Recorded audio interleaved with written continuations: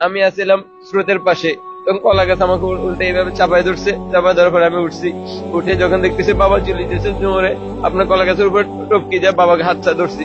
ধরার পরে বাবা ছুটে গেছে, আবার যাই ধরছি। ধরার পরে একেবারে যখন স্রোতের মধ্যে পড়ে গেছি, পানির নিচে চলে যাওয়ার পরে আর বাবার হাতটা আমি ব্যালেন্স করে ধরে রাখতে পারিনি, বাবা কলার বেলা থেকে পড়ে গেছে। পড়ে গেছে। তারপরে পরে কলার ফেলা সহকারে ওইদিকে চলে গেছে। আমি একটা গাছ ধরলাম, আর তো বাবাকে খুঁজে পাইতেছি না। একটা বাচ্চা মেয়ে ছিল, একটা মহিলা ছিল, আর দুইটা আমার আব্বুর সঙ্গে আরেকজন মুরব্বী ছিল, মোট 4 জন। এরা ওইদিকে স্রোতের দিকে চলে গেছে। আপনার আব্বাকে আপনি ধরে রাখতে পারেন না। ধরে রাখতে পারি না আমি, 2-3 বার পল্টায় বাবাকে যে এনে দাম দিয়ে